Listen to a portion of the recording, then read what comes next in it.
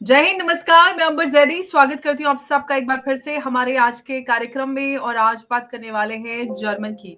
German एक बार फिर से माइग्रेशन डिबेट में आकर खड़ा हुआ है और जर्मन चांसलर फ्रेडरिक मेर्स ने कहा है, उनका एक बोल्ड स्टेटमेंट इनफैक्ट कहना चाहिए सामने आया है। Syrians no longer have grounds for asylum, deportation can begin सोन।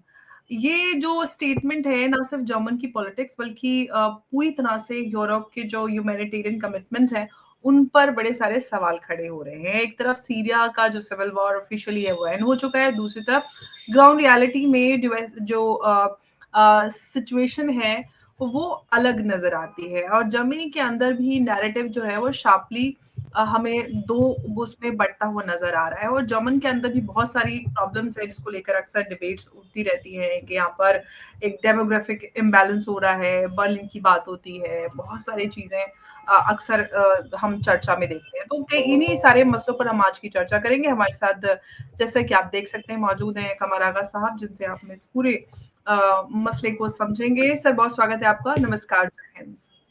नमस्कार, जय हिंद।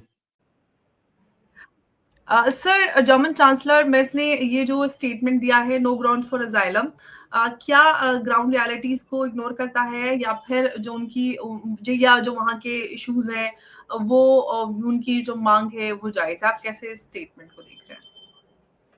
ये जैसा आपने बताया, ये डिबेट बहुत जोरों से चल रहा है। इंग्लैंड में भी है, फ्रांस में भी है, जर्मनी में भी है, बाकी भी सारे जो कॉन्टिनेंटल यूरोप के जो देश हैं उनमें सभी जगह लगभग हो रहा है। जर्मनी के अंदर तकरीबन 1.3 मिलियन यानी 13 लाख सीरियन वहाँ पे मौजूद हैं। और इसमें से एक क्वार्टर यानी एक चौथाई जो है वो बच्चे वहीं पैदा हुए हैं। ये बड़ी समस्या है। और ये वहाँ पे इनपे जर्मनी ने इनपे काफी पैसा भी खर्चा किया, इनको लैंग्वेज सिखाई है वहाँ गवर्नमेंट ने, इनको वहाँ का कल्चर से भी थोड़ा बहुत अवगत कराया। और ये सब बहुत सी चीजें उनके साथ जो वहाँ पे रहने के लिए जरूरी हैं वो उनको बताई, ताकि यूरोपियन कल्चर को भी वो लोग समझ लें, उसकी जो सेंसिबिलिटीज हैं खास तौर से उस पर ध्यान दें। अब ये है कि जर्मनी में नेक्स्ट ईयर किसी समय 5 स्टेट्स के अंदर इलेक्शन होने हैं। और उसके अंदर वहाँ पे जो ऑल्टरनेटिव ड्वेच लैंड पार्टी है, ये फार राइट ग्रुप्स है, बहुत ही कंजर्वेटिव एक्सट्रीमिस्ट टेंडेंसीज भी इनके अंदर नजर आती हैं बहुत। ये जितने भी हैं ये लोग चाहते हैं कि ये जर्मनी से वापस जाए। और ये जो ग्रुप्स हैं ये काफी पॉपुलर हो गए हैं, पॉपुलर है, और ऐसा लग रहा है कि जर्मन डेमोक्रेट्स हो सकता है इलेक्शन हार जाए वहां पे। अब दूसरी तरफ ये भी है कि ये लोग जो वहां पे हैं ये बहुत प्रोडक्टिव हैं। एक तरफ तो जर्मन चांसलर का स्टेटमेंट आया है, तो दूसरी तरफ फॉरेन मिनिस्टर का भी स्टेटमेंट है। फॉरेन मिनिस्टर साहब का कहना ये है, वो गए थे सीरिया, उनका कहना ये लौट के जब आए हैं तो उनका कहना ये है कि बहुत हालात खराब है वहाँ के, और इन हालात में जाना नहीं चाहिए। इसके मतलब ये है कि वहाँ के अंदर डिवीजन है, सीरिया के अंदर बहुत सीरियस। दूसरी बहुत इंपॉर्टेंट चीज ये है कि यूरोप के सभी देशों में जर्मनी समेत जो पॉपुलेशन है बहुत एजिंग है, यंग पॉपुलेशन कम है, होती जा रही है, ड्विंडलिंग है। अगर उनको जो इकोनॉमिक ग्रोथ है जो वो चाहते हैं कि मेंटेन रहे, उसके लिए जरूरी है फॉरेन वर्कर का आना। फॉरेन वर्कर आता है तो वो ये कहते हैं कि इससे इम्पैक्ट पड़ रहा है हमारे सभ्यता पे, हमारी लैंग्वेज पे, हमारे कल्चर पे, इन सब चीज़ों की बातें करने लगते हैं फार राइट ग्रुप। और उनकी डिमांड होती है इनको निकालो, पॉपुलिस्ट डिमांड जल्दी से कैच कर। अनएम्प्लॉयमेंट भी थोड़ा बहुत है तमाम सब जगहों से, इनको निकाल दो तो एम्प्लॉयमेंट मिल जाएगी लोकल लोगों को। लेकिन सवाल ये है कि ये जो जिस किस्म के काम करते हैं मीनियल वर्क, वहां पे कोई नहीं करेगा फैक्ट्री में। और जर्मनी के अंदर जो है इंजीनियरिंग और प्रोडक्ट्स वगैरह बहुत से हैं जो बनते हैं, बहुत स्पेशलाइज्ड हैं उनकी यहाँ। ऑटोमोबाइल इंडस्ट्री बहुत सी है, डिफेंस सेक्टर्स भी काफ़ी डेवलप है उनका। तो वो सब जगहों पे लेबर की बहुत ज़रूरत है, वर्कर्स की बहुत ज़रूरत है। सीरियंस जो है वहाँ पे बहुत पहले से भी है, गए थे। सीरियन से ज़्यादा जर्मनी में सबसे ज़्यादा जो है वहाँ पे कई मिलियन तो टर्क्स हैं, तुर्की के लोग वहाँ पे हैं, बहुत सामान्य से हैं, 100-150 साल पहले से उनका वहाँ पे जाना शुरू कर दिया था, जर्मनी ने बुलाया था। जर्मनी का टर्की से बहुत अच्छा अलायंस भी था और ये हमने देखा भी था जिस तरीके से फर्स्ट वर्ल्ड वॉर में ये लोग एलाइज भी थे। तो ये इनके यहाँ समस्या ये है अगर इनको निकाल देते हैं तो इंडस्ट्री वाले नाराज होते हैं, उनकी डिमांड होती है जो फॉरेन मिनिस्टर जिसकी बात कर रहे हैं कि नहीं अभी नहीं जाना चाहिए। और लोकल लोग जो हैं उनको लगता है कि ये खतरा बन गए हैं, मुसलमान बहुत हैं, उनका प्रोपेगेंडा ये होता है कि भाई इस्लामिक टेर हो गया। दूसरी बात एक इंसिडेंट और हो गया था कुछ दिन पहले, एक यंग लड़का 22 साल का था जिसको अरेस्ट किया, वो कुछ सुसाइड बॉम्बिंग या कुछ इस किस्म का अटैक करने का प्लान कर रहा था, इस्लामिस्ट था। उसके पकड़े जाने से ये डिबेट बहुत ट्रिगर हो गई। देखिए ये बड़े पीस लविंग लोग हैं, फन लविंग हैं, इनके यहाँ जो होता है hard working Germans are very hard working, फिर ये होता है कि 2 दिन वो एन्जॉय करते हैं, पूरे यूरोप में अमेरिका में भी यही है। तो वो उनको लगता है कि भाई ये लोग आए हैं, इनके साथ ये प्रॉब्लम भी आ रही है कि ये इस्लामिक मिलिटेंसी भी ये साथ लेके आ जाते हैं, तो इस वजह से भी ये डिबेट काफ़ी चर्चा में आ गई। लेकिन सर एक अब यहाँ पे ये भी है कि ह्यूमैनिटेरियन एस्पेक्ट पे भी सवाल उठा रहे हैं कि इतने सालों से लोग रह रहे हैं अभी वहाँ पर, जैसे कि हमने अपने भी फॉरेन मिनिस्टर की बात की, उन्होंने कहा कि वहाँ पे हार्श कंडीशंस हैं और सिचुएशन वैसी नहीं है कि उनको वापस भेजा जाए। तो एक तो खुद ही वहाँ पर डिवाइड नज़र आ रहा है। दूसरी तरफ क्या ये जो ह्यूमैनिटेरियन एस्पेक्ट है और दूसरा जो लोकल्स हैं, चाहे हम बर्लिन की बात करें, लंदन की बात करें, यूएस में भी इनफैक्ट ये सारी चीज़ें सिमिलर कंसर्न्स आ रहे हैं कि भई ये जो रेडिकल इस्लामिज्म है उसका बहुत ज़्यादा उभार आ रहा है। तो ये जो डर वहाँ पर उभर रहा है, क्या ये जायज़ है या फिर ह्यूमैनिटेरियन एस्पेक्ट को कंसीडर करना चाहिए? ये बहुत थिन लाइन यहाँ पर इन दोनों के बीच में नज़र आती है। आप क्या कहते हैं इस पर? भाई बड़ा मुश्किल है, इसलिए कि एक भी अटैक हो जाता है वहाँ के ऊपर तो फिर तो बड़ी प्रॉब्लम आ जाती है। फ्रांस में हमने देखा चार्ली हेब्डो वाला जो अटैक हुआ, फिर जर्मनी के अंदर इनका जो वो था एक्समस मार्केट क्रिश्चियन जो होता है के टाइम पे जो मार्केट लगता है उसके अंदर अटैक हुआ, ये लोग इन्वॉल्व थे उनके अंदर और अ, शायद सीरियन ही थे उस समय उसके अंदर। समस्या तो ये बहुत गंभीर है उनके यहाँ और ये है कि दूसरी बात ये भी है कि ये ग्रुप्स बहुत कमज़ोर हो चुके हैं अब और ये मर्सेनरीज़ की तरह काम कर रहे हैं, चाहे सीरिया में हो या अफ़गानिस्तान के अंदर पाकिस्तान इनका इस्तेमाल कर रहा है आईएसएस का। अभी अफ़गान के फ़ॉरेन मिनिस्टर का बयान आया, उन्होंने कहा कि भई हमने पकड़े हैं तो पता चला कि पाकिस्तानी एसेट थे वो आईएसएस के नाम पे। सीरिया में भी बहुत से ग्रुप हैं जिनका इस्तेमाल हुआ, हम सब जानते हैं किसने किया। हो सकता है इस लड़के को भी इस्तेमाल ही किया गया हो, पता नहीं। लेकिन ये है कि अगर एक अटैक हो जाता तो बड़ी सी प्रॉब्लम होती। दूसरी तरफ ये है कि फार राइट ग्रुप है, नेशनलिज्म बहुत स्ट्रांग है पूरे जर्मनी में इस वक़्त ख़ास तौर से जर्मन लोगों को फिर लगता है कि इतने ज़्यादा यहाँ पे लोग आ गए हैं और इनको अगर हटा दिया जाए तो बेहतर होगा ताकि वो सुकून से रह सकें। ह्यूमैनिटेरियन कंसर्न्स भी हैं दूसरी तरफ बहुत सी जर्मन्स के अंदर कि भाई इस तरह से आप कैसे निकाल सकते हैं इन लोगों को, ये कहाँ जाएँगे? इस जगह लीबिया को तो बर्बाद कर दिया और बर्बादी में एक बहुत बड़ा रोल बशर अल असद की हुकूमत का तो था ही, साथ में इन मिलिटेंट ग्रुप जो इस समय सत्ता में है इस्लामिस्ट, इनका भी बहुत बड़ा रोल था वहाँ के ऊपर। जिस तरीके से इन लोगों ने वहाँ पे लड़ाई लड़ी है, बशर अल असद को बिल्कुल जाना चाहिए था, मैं भी इसके पक्ष में हूँ, मगर ये कि इनका आना तो सीरियन भी नहीं चाहते थे कि ये आए, लेकिन ये था कि इनके पीछे सबका जुड़े हुए थे, वो एक अलग डिबेट है, हम बात करेंगे कभी उस पे अलग कि ये कैसे आए। लेकिन ये है कि ये कंसर्न पूरे पश्चिमी यूरोप के अंदर है कि भाई अभी और फिर दूसरी बात ये कि जो फार राइट ग्रुप हैं इसको एग्ज़ैजरेट भी करते हैं, इसको बढ़ा-चढ़ा के भी वो बात करते हैं, इसको पॉलिटिकल यूज़ भी इसका करते हैं।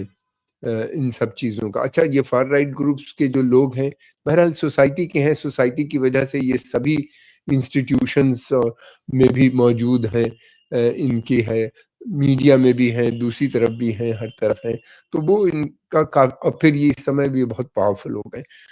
देखिए, ये 2 कारण से ये बढ़े हैं। एक तो सबसे बड़ा कारण जो था 2008 में 2008 में जो मंदी का दौर आया था, रिसेशन जो आया था, उसके बाद से ये ग्रुप्स जितने भी थे फार राइट ग्रुप, हमने देखा है कि यूरोप में जब भी इकोनॉमिक क्राइसिस आती है तो लोग धर्म की तरफ और फिर धर्म से मतलब एक्सट्रीमिज्म की तरफ और फार राइट ग्रुप को उसका फायदा मिल जाता है।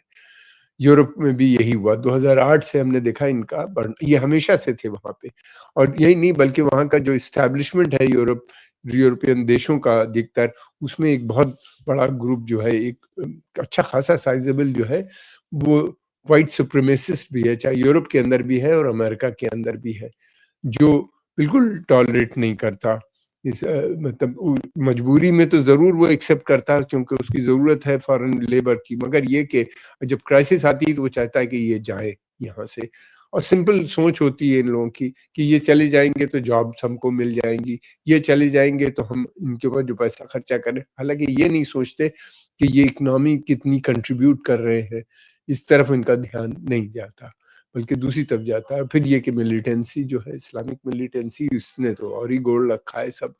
पब्लिक ओपिनियन तो है नहीं बहुत ज्यादा मुसलमानों के पक्ष में, कहीं पूरी दुनिया में नजर आती है नॉन मुस्लिम देशों में, और मुसलमान देश जो है वो बदलने पे नहीं तैयार, मानने पे भी नहीं तैयार, ये भी अपनी जगह फैक्ट है। और इसका फायदा जितना भी होता है, फिर हम देखते हैं कि लगातार ये इस्लामिक मिलिटेंट्स ऐसे हैं साहब, इनको जिसको सब जिनके फेवर में ये अरब देश हैं, इनको कहीं ना कहीं से फंडिंग करते रहते हैं, अब उन्हीं के भी खिलाफ काम करते हैं। फिर उसके अलावा ये है कि इन्हीं ने कितने देश बर्बाद कर दिए। आप अगर देखिए तो सीरिया, इराक, ये तो 2 सबसे इम्पोर्टेंट अरब देश थे, बर्बाद हो गए। सीरिया के अंदर जो था उनका कैपिटल था मावियाइट्स का, फिर उसके बाद बगदाद में जो थे अब्बासिद कैपिटल था, वो कितना बड़ा डेवलपमेंट वहां पे क्या क्या नहीं हुआ, वो उन जगहों को इन्हीं ने बर्बाद कर दिया। पॉपुलेशन वाइज भी बड़े थे, गल्फ के क्षेत्र बहुत छोटे छोटे हैं, सीरिया के अंदर बहुत पढ़े लिखे लोग हैं, और इसके अंदर एक बड़ी संख्या है, मैं कहीं देख रहा था जो डॉक्टर्स हैं, और ये डॉक्टर्स जो हैं गांव में जाके काम कर रहे हैं, इसलिए कि जो जो जर्मन डॉक्टर्स हैं वो गांव पे जाने पे नहीं तैयार है, तो ये डॉक्टर जो हैं तकरीबन 700-800 हैं, बड़ी संख्या है जर्मनी के लिए हिसाब से देखा जाए, ये जर्मन लैंग्वेज ये बोलते हैं, सात इनको आठ बहुत हजार डॉक्टर्स हैं, 7-8 हजार 7-8 डॉक्टर्स। हजार, जी हाँ, मैं कहीं देख रहा जी था, मैंने नोट भी जी किया था, तो ये डॉक्टर्स वहां जाके काम कर रहे हैं गांव के अंदर, अगर इनको निकाला जाएगा तो कैसे होगा काम, जर्मन के पास है नहीं जो वहां जाके काम करे, डॉक्टर्स तो बहुत होंगे, रिसर्च डेवलपमेंट फार्मास्यूटिकल इन सब इंडस्ट्री में तो जर्मनी बहुत आगे है, जी दुनिया की काफी एडवांस है, लेकिन ये है कि गांव में नहीं जाने पे तैयार, और लोग डॉक्टरी पढ़ भी कम रहे हैं इस तरह से कि पढ़े हो फिर वहां पे जाएं, तो ये एक समस्या बहुत बड़ी उनके सामने आ रही है, जिसके बारे में काफी चर्चा में है ये इशू। लेकिन ये है कि देखना ये है कि किस तरह से होता है, मुझे नहीं लगता कि इनको निकाल पाएंगे, इसलिए कि बहुत सी इंडस्ट्रीज को बहुत नुकसान हो जाएगा। हालात ये थे कि जब ये सीरियन लोग बाई ट्रेन आ रहे थे, बर्लिन और दूसरी शहरों में उतर रहे थे, तो इंडस्ट्रियलिस्ट इनको के लोग वहां पे जाके इनको रेलवे स्टेशन पे रिक्रूट कर रहे थे, इन सीरियंस को अपने साथ लेके आते थे, वो देखते थे, उनसे बात वहीं पे इंटरव्यू होता था, लेके आते थे, फिर उनको लैंग्वेज और सरकार का जो पूरा प्रोग्राम है लैंग्वेज का सिखाना और ट्रेनिंग देना, अपनी भाषा कल्चर से अवगत कराना, वो सब सरकार कर रही थी, तो इस तरीके से इनको रखा, इनको इतनी जरूरत है, मैं नहीं समझता कि इनको आसानी से निकाल पाएंगे। लेकिन सर एक बात मैं आपसे समझना चाहती हूँ कि क्या ऐसा है कि जो post Bashar al Assad reconstruction of वो है सीरिया, उसको जर्मनी के कंधों पर डाला जा रहा है, कहीं ना कहीं ये प्रेशर बिल्ड किया जा रहा है कि जर्मनी से सीरियंस निकले वापस जाएं तो फिर वहां पे रिकंस्ट्रक्शन ये सारी चीजें थोड़ा स्पीड अप हो। बहुत मुश्किल है रिकंस्ट्रक्शन, बहुत समय लगेगा। इराक में हमने देखा कब 2003 से प्रॉब्लम चल रही है, और ज्यादा प्रेसिडेंट बुश का बहुत मशहूर स्टेटमेंट था कि हम अमेरिकन ने इराक को प्री इंडस्ट्रियल एज में भेज दिया, और उसी तरह सीरिया के साथ भी हुआ है कि सीरिया भी बिल्कुल पूरी तरीके से सब बर्बाद हो गया है। hundreds of billions of dollar की जरूरत है, वो कहाँ से आएंगे? कोई देने पे नहीं तैयार, मुल्क किसी के पास है नहीं। अरब कहाँ कहाँ देंगे? अरबों की टॉप प्रायोरिटी इस वक्त जो है, अमेरिका चाहता है कि वो गाजा में लगाए, वहाँ 53 बिलियन डॉलर उनको लगाना है। तो ये बहुत समय लगेगा उनको इस्टेब्लिश होने में। और फिर दूसरी बात ये कि उनका जो मिडिल क्लास था सीरिया का, जो पढ़ा लिखा एक बड़ा क्लास था, वो मुल्क छोड़ के चला गया है बहुत बड़ी संख्या में, और बहुत समारा भी गया है, इस बीच में मरा। ये वो क्लास था जो चाहता तो था कि बशर अल असद जाए, इसमें से एक सेक्शन, मगर ये नहीं चाहता था कि अशरा जैसे, अहमद अशरा जैसे आतंकवादी जो है वहाँ सत्ता में आ जाए। तो ये सारी बातें उन सीरियंस के सामने है। और एक बार अगर सिविल वॉर हो जाती है तो वो जो सोशल कॉन्ट्रैक्ट टूट जाता है, तो फिर बहुत दसियों साल लगते हैं दोबारा से वो कॉन्फिडेंस में। फिर सीरिया के अंदर लगभग 30-35% के करीब माइनॉरिटीज हैं जो काफी पढ़ी लिखी हैं, वो तो बहुत ही ज्यादा पढ़ी लिखी हैं। उसके अंदर शिया भी हैं, अलावाइट्स भी हैं, द्रूज भी हैं, जिनके ऊपर ये लगातार अटैक कर रहे हैं। फिर सीरिया में जो इस समय कॉम्बिनेशन है, गवर्नमेंट है जो बनी हुई है, इसके अंदर बहुत से छोटे बड़े और भी बहुत से मिलिटेंट ग्रुप हैं, जबहतुल नसरा के अलावा जो है इसके अंदर। वो उनकी डिमांड ये है कि हम वो माइनॉरिटीज को टॉलरेट करने पे नहीं राजी। इनकी सेना जो है उन्हीं लोगों से बनी हुई है, और वो जो दुरूस का मसला आता है, बार बार उनके ऊपर ये अटैक करते रहते हैं, उनसे उनको मारने की। बिल्कुल वैसे ही स्थिति है जैसे पाकिस्तान के अंदर आप देखते हैं हिंदुओं के ऊपर अटैक हो रहा है, कभी माइंड सेट तो वही है ना कि हम सबको निकाल देंगे, प्योर इस्लामिक स्टेट का गठन करेंगे। जो सीरिया में भी वही प्रोसेस चल रहा है, अफगानिस्तान में भी वही था, पाकिस्तान में भी उसी तरह से बात हो रही है कि माइनॉरिटीज के ऊपर लगातार अटैक्स हो रहे हैं, उनके मस्जिदों पे, उनके आशूर खानों पे, इमाम बाड़ों पे, शियों के जो लोग ज़ायरीन जाते हैं वहाँ से पाकिस्तान से ईरान और ईरान से इराक, जो बस से वो लोग जाते हैं, उनका बॉर्डर मिलता है ईरान से, उन बसों से उतार के मार देते हैं, बसों को उड़ा देते हैं। बिल्कुल उसी तरह से सीरिया में भी हम देख रहे हैं कि वही पैटर्न है। और इनका, ये लोग ये कहते हैं कि भाई ये लोग पहले सत्ता में थे, बशर अल असद की गवर्नमेंट को इन लोगों ने सपोर्ट किया था, वो बदला ले रहे हैं। तो ये जो माइंडसेट है, ये डेवलपमेंट होने देगा? Do you think that development possible होगा? कौन आएगा फॉरेन कंट्री इन्वेस्ट करने में? कोई नहीं। एक सवाल सर और मैं हालांकि आपसे जानना चाहती हूँ जी, प्लीज कंटिन्यू। हालांकि सीरिया जो था, यहाँ पढ़े लिखे लोग थे, अरब कंट्रीज में जाके काम कर रहे थे, एजुकेटेड बहुत बड़ा क्लास है सीरिया का। और सीरिया जो थी मिडिल इनकम ग्रुप की कंट्री थी, गरीब नहीं थे ये लोग। गरीब तो अब हो गए इन लोगों के, ये जो मिलिटेंसी आई और वहाँ के ऊपर जो वो बना, क्या कहते हैं, खिलाफत कायम हुई सीरिया और इराक ने, उसने इनको बिल्कुल बर्बाद कर दिया, बिल्कुल देखा जाए तो।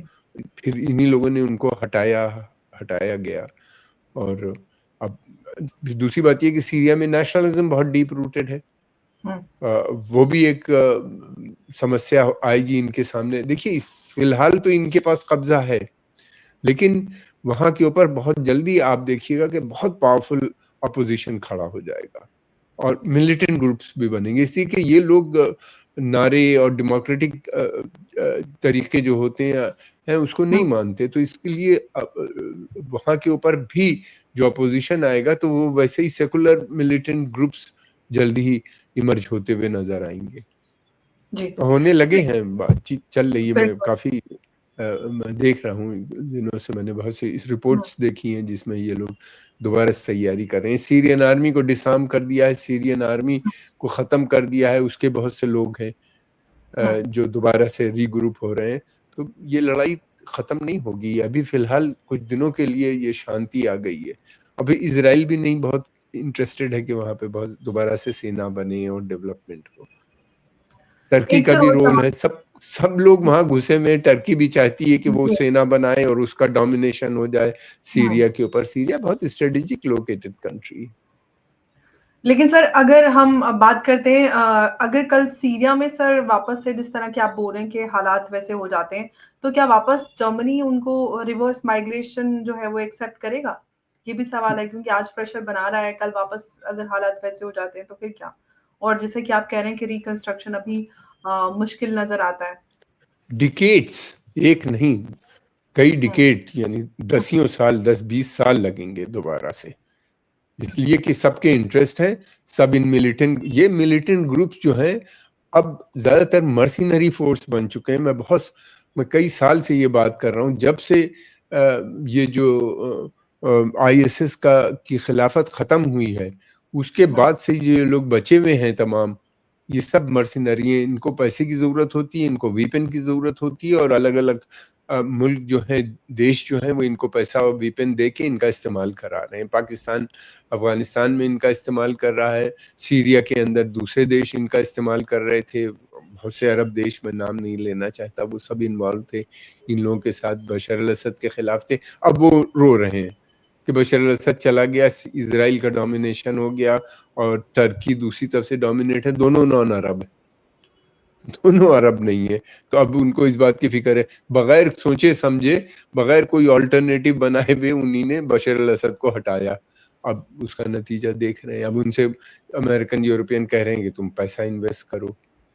तो मुश्किल होगी, ये काफी समय लगेगा, मैं समझता हूँ। इसलिए कि हटाना, डिस्टेबलाइज करना आसान होता है, लेकिन उसके बाद दोबारा से अराजकता एक बार आ जाए तो फिर बहुत मुश्किल होता है दोबारा से जोड़ना लोगों को, कम्युनिटीज का। मुल्क एक दिन में नहीं बनते, मुल्कों को बनाने में सैकड़ों साल लगते हैं। ये सोशल कंट्रैक्ट होता है, तब जाके बनते हैं। पाकिस्तान अकेला मुल्क था ऐसा दुनिया में जो ओवरनाइट पार्टीशन हो गया, बन गया। कोई नेचुरल नहीं, इसीलिए उनकी इतनी क्राइसिस है आजकल। जी बिल्कुल सर, आपने बहुत इंटरेस्टिंग एग्जांपल दिया है, क्योंकि जो नेचुरल कंट्रीज नहीं होती उनका हाल पाकिस्तान की तरह होता है। और सीरिया में या फिर सीरियंस को लेकर जो भी कंसर्न्स हैं, जर्मनी में एक बहस छिड़ी हुई है, पूरी तरह से पॉलिटिकल माहौल बना हुआ है कि सीरियंस को वापस भेजा जाए। दूसरी तरफ फॉरेन मिनिस्टर कहते हैं जर्मन के अभी हालात ठीक नहीं है, ऐसे में भेजना ठीक नहीं है, तो आपस में वहीं पे स्प्लिट दिख रहा है। और सीरिया का रिकंस्ट्रक्शन और जो इंस्टेबिलिटी है, ये भी फिलहाल बहुत बड़ा मुद्दा बना हुआ है। तो सालों लगेंगे और कब होगा अभी तो ये भी कहना भी मुश्किल है। बहुत मुश्किल। सर सर आपका बहुत बहुत धन्यवाद हमारे साथ आज की इस चर्चा में जुड़ने के लिए। नमस्कार, जय हिंद, जय भारत। नमस्ते।